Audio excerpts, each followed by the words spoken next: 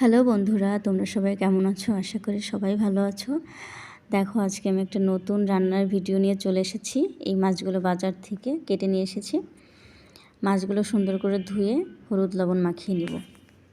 মাছগুলো ইলিশ মাছের মতো দেখতে হলেও এটা কিন্তু অরিজিনাল ইলিশ মাছ নয়।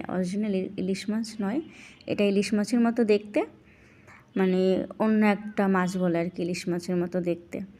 যাই হোক, মাছগুলো আমি সুন্দর করে হলুদ লবণ মাখিয়ে নিলাম। মাখিয়ে নেওয়ার পরে আমি চুলাটা ধরিয়ে দিলাম। চুলাটা ধরিয়ে দিয়ে এখানে তেলটা আমি গরম করে নিব। তেলটা ঢেলে দিলাম। তেলটা যখন গরম হয়ে যাবে তখন মাছগুলো এক এক করে ছেড়ে দিব। তবে একটা কি বলবো, মজার ঘটনা হচ্ছে, এই মাছ ভাজতে যেয়ে আমার হাতে ঠোসা পড়ে গেছে, হাতে তেল ছিটে লাগছে। তো হাতে আর কি বলবো, অনেকটা হয়ে গেছে। যাই হোক, এটা তো হতেই পারে, স্বাভাবিক, তেল ছিটে লাগতেই পারে। এই মাছটা আমি আজকে বেগুন দিয়ে রান্না করব, বেগুন আর আলু দিয়ে রান্না করব। এদিকে আমার মাছ ভাজাটাও হয়ে গেছে। মাছগুলো উল্টিয়ে দিলাম। মাছ একটু কড়া করে ভাজবো, কড়া করে না ভাজলে আবার ভালো লাগে না। এখানে আলু বেগুন কাটা হয়ে গেছে, ভালো করে ধুয়ে নিয়ে আলু বেগুন কেটে রেডি করে রাখলাম। তারপর হচ্ছে মাছগুলো ভাজা হয়ে গেছে, সবগুলো মাছ ভাজা হয়ে গেছে। মাছগুলো এত সুন্দর ভাজা হয়েছে, দেখে মনে হচ্ছে যে ভাত দিয়ে এমনিই খাওয়া যাবে।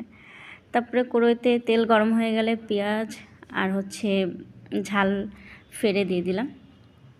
ভাবলাম যেটার ভিতরে একটু পেঁয়াজ দিলে বেশ ভালোই লাগবে। অনেকে আছে পেঁয়াজ ছাড়া রান্না করে বেগুন দিয়ে আলু দিয়ে, তবে আমার কাছে মনে হয় পেঁয়াজ দিলেই ভালো হবে। নাড়াচাড়া করে, এটা হচ্ছে রাঁধুনি জিরার গুঁড়া, এটাই ব্যবহার করি আমি সবসময়।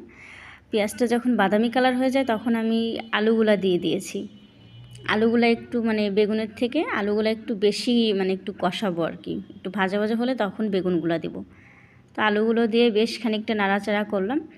পরিমাণ মতো হলুদ গুঁড়া, তারপরে লবণ গুঁড়া, আপনাদের যে যেমন আর কি হলুদ লবণ যেমন খায় তেমন দিয়ে এটা রান্না দিবেন আর কি। এটা দেওয়ার পরে বেশ কিছুক্ষণ নাড়াচাড়া করলাম। নাড়াচাড়া করার পর আমি আপনার দিলাম, মরিচের গুঁড়া দিয়ে দিলাম। মরিচের গুঁড়া দেওয়ার পরে জিরার গুঁড়া দিব। এটা দিয়ে একটু নাড়াচাড়া করলাম। নাড়াচাড়া করে জিরার গুঁড়াটা দিয়ে দিলাম। জিরার গুঁড়াটা দেওয়ার পরে ভালো করে নাড়াচাড়া করে এটা আরেকটু কষিয়ে তারপরে বেগুনগুলা দিয়ে দিব। বেগুনগুলা কি বলবো, দেখেন বেগুনগুলা বিচি হয়ে গেছে। এটা হচ্ছে বিচিওয়ালা বেগুন, এমনি ভালো লাগে না। তারপরে কি করব বলুন, বেগুনের ভিতর তো ঢুকে দেখা যায় না কেনার সময়, যে এটা আসলে কি জালি নাকি এটা বিচি হয়ে গেছে। যাই হোক, কিছু তো করার নেই, ওইটাই নিছি। এখন কষানো হয়ে গেছে, পানি দিয়ে দিলাম। পানি পরিমাণ মতো পানি দিয়ে দিবেন, যেহেতু বেগুন আর আলুর তরকারি এখানে অল্প